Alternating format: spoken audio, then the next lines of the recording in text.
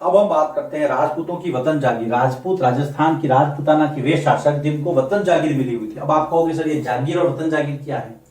देखो इनके साथ विशेष ये था, मुगलों से इनके विशेष संबंध थे। तो वतन जागीर का मतलब ये है, वतन जागीर जिस जागीर पर या जिस जमीन पर जो उनकी जागीरी थी, जिस जागीर पर शासक के बाद उसके पुत्र का अधिकार सिद्ध था। मतलब वो जमीन आप किसी को, या जो जागीरी जो है वो किसी को राजा देता नहीं था। मुगलों ने बहुत सारे राजाओं को ये फैसिलिटी ये दे रखा था, सुविधा, कि आपको वतन जागीर दी जाएगी। कहने का मतलब आपकी जो पुश्तैनी जमीन है, जो पुश्तैनी जो जागीर है, जो आपकी जागीरी है, वो आपके बाद आपके बेटों की होगी। उस पर मुगल साम्राज्य कभी भी अपना आधिपत्य स्थापित नहीं करेगा। जागीर और वतन जागीर में ये फर्क था। तो खास करके राजस्थान के जो राजपूत राजा थे उनको ये सुविधा मुगलों की ओर से दी, क्योंकि वो उनके विश्वास पात्र थे। और अकबर ने तो इस बात को गहरे तौर पर समझा था कि यदि भारत के अंदर राज्य करना है तो राजस्थान के राजपूतों का विश्वास जीतना बहुत जरूरी है। तो ज्यादातर जो दो राजघराने थे, आमेर के कछुआ और जोधपुर के राठौड़, है ना। आमेर जिसको यहां पर अंबर कहा है, आमेर जयपुर, आमेर के कछुआ वंश तथा जोधपुर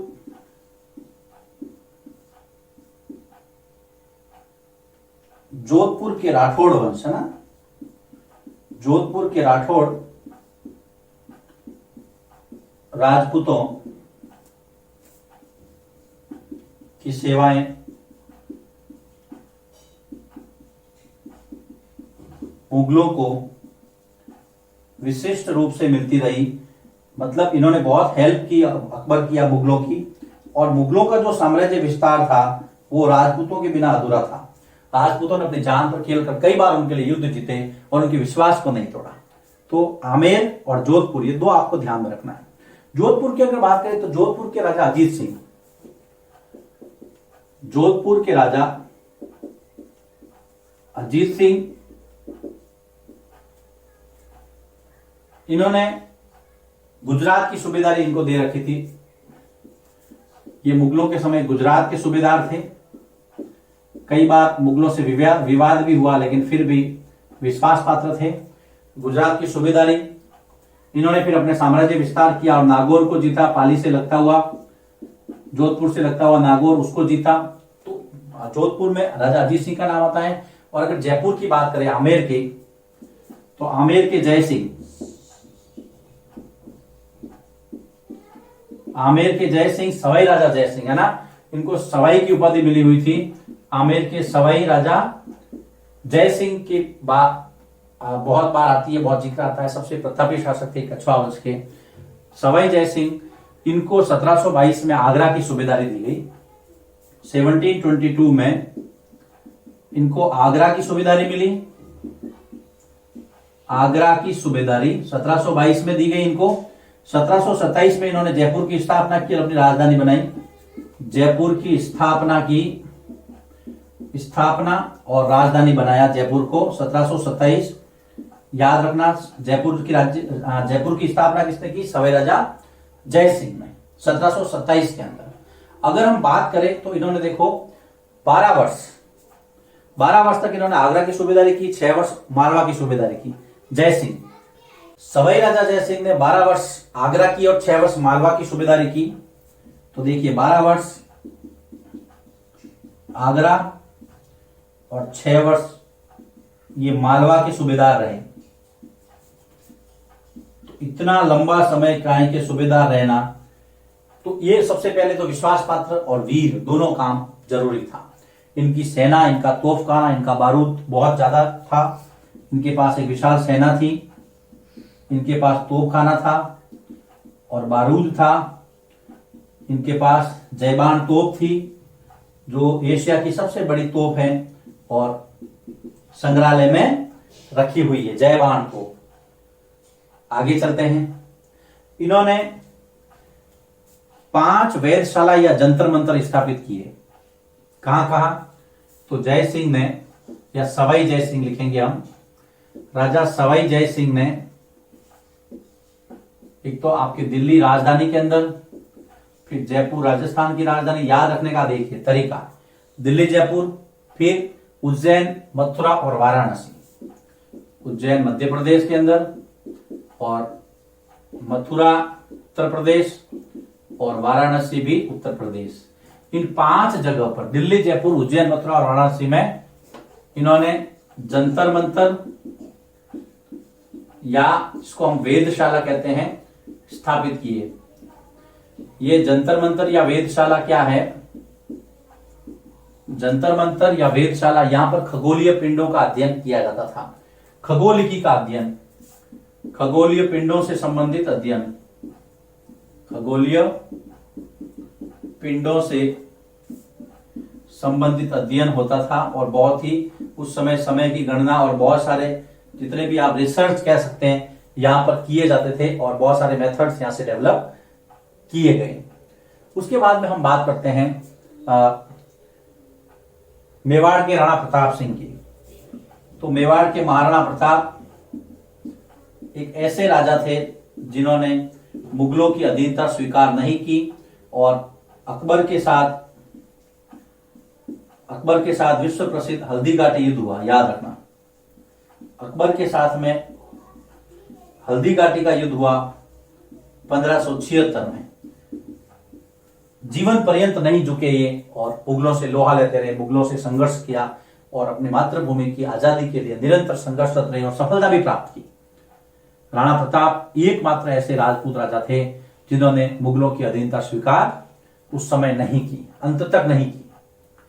तो ये राजपूतों की वतन जागी, कुछ राजा, उनसे संबंधित तथ्य, 2 आपके दुर्गों का भी वर्णन दे रखा है। एक है मेहरानगढ़ दुर्ग और एक है आपके चित्तौड़गढ़ दुर्ग। तो लिखिए इसको, उसके बाद में थोड़ा सा आगे बढ़ते हैं, छोटा सा टॉपिक बाकी रहा है। फिर ये कंप्यूटर का चित्र दिया हुआ है, मेहरानगढ़ दुर्ग, मेहरानगढ़ दुर्ग या किला। मेहरानगढ़ दुर्ग ये राव जोधा ने बनाया था, राव जोधा ने बनवाया, जिन्होंने जोधपुर की स्थापना की थी। और ये चिड़ियाटूप पहाड़ी पे है जोधपुर के अंदर। तो मेहरानगढ़ दुर्ग का चित्र है। एक आपके चित्तौड़गढ़ दुर्ग है जो चित्रांगद मौर्य ने बनवाया था, चित्तौड़गढ़ दुर्ग,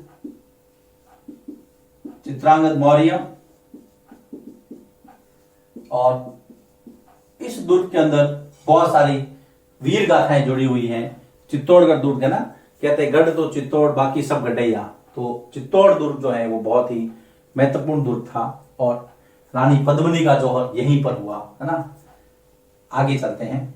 फिर नादिर शाह के आक्रमण का जिक्र आता है। तो नादिर शाह का 1739 में जो आक्रमण हुआ था, नादिर शाह का आक्रमण में इसका पुत्र जवाहर शाह भी साथ में था। पुत्र जवाहर शाह, जिसने भारत के बहुत सारे राजाओं से हेल्प ली थी। मराठों का नाम आता है, सिखों का नाम आता है। नादिर शाह का आक्रमण 1739। उस समय मुगल सम्राट था मोहम्मद शाह, जिसको मोहम्मद शाह रंगीला के नाम से जाना जाता है। उसने न तो दिल्ली की रक्षा कर पाया, कहते हैं वो बड़ी आलसी प्रवृत्ति का था। जब नादिर शाह यहां से गया तो 60 लाख रुपए, याद रखना, क्या क्या ले गया? 60 लाख रुपए। उस समय बहुत बड़ी राशि थी 60 लाख रुपए। फिर सोने के सिक्के और 1 करोड़ मूल्य के सोने के बर्तन। उस समय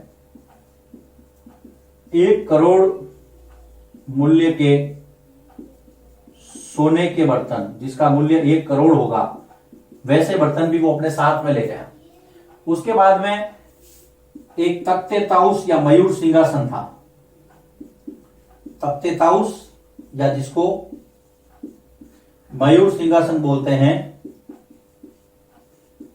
वो भी अपने साथ ले गया। कहते हैं कि इसके अंदर हीरे जवाहरात जड़े हुए थे। मयूर सिंहासन इसलिए था कि यहां पर एक बीच में एक पेड़ था, इधर भी एक मोर की आकृति थी और इधर भी मोर की आकृति थी और इसके पंखों में, और इस पूरा एक सिंहासन था इस तरह से, और इसके अंदर हीरे जवाहरात जड़े हुए थे, जिसकी कीमत बेश कीमती थी, वो करोड़ों रुपए से भी ज्यादा इसकी कीमत थी। वो यहां से ले गया, कोहिनूर हीरा ले गया, है ना, कोहिनूर हीरा। तो ये नादिर शाह के आक्रमण की बातें हैं। तो इसके साथ में वतन जागीर और नादिर शाह का जो थोड़ा बहुत दिया हुआ था ये पूरा होता है। इसके अंदर हमने क्या क्या देखा, देखिए। सबसे पहले हमने देखा कि मेहरानगढ़ दुर्ग राव जोधा ने, और चित्तौड़गढ़ दुर्ग और नादिर शाह के आक्रमण की थोड़ी सी चर्चा की। उसके पहले हमने जोधपुर के राजा अजीत सिंह राठौड़, वो गुजरात के सूबेदार थे, नागौर को जीता। आमेर के सवे राजा जय सिंह के बारे में काफी कुछ दिया हुआ है ना। 1727 में जयपुर की स्थापना की, 1722 में आगरा की सूबेदारी मिली, 12 वर्ष आगरा के सूबेदार रहे, 6 वर्ष मालवा के रहे, और इनके पास सेना, तोपखाना और जारूद, मतलब बहुत ही शक्तिशाली राजा थे ये। इन्होंने 5 जंतर मंतर या वेधशालाएं बनवाई, उज्जैन, मथुरा, दिल्ली, जयपुर और वाराणसी। सवाई जय सिंह ने, याद रखना, 5 के नाम पूछ सकते हैं। खगोलीय पिंडों का अध्ययन यहाँ पर किया जाता था। फिर मेवाड़ के महाराणा प्रताप, है ना, पाथल और पीतल, कन्हैयालाल सेठिया की बहुत अच्छी कविता है, कभी आपको मौका मिले तो जरूर पढ़ना। आजकल तो उसकी वीडियो भी है, तो उसको सुन सकते हैं, किस प्रकार से राणा प्रताप अकबर के सामने झुके हैं। लिखिए इसको। इसके बाद में हम इस अध्याय को आगे बढ़ाते हैं।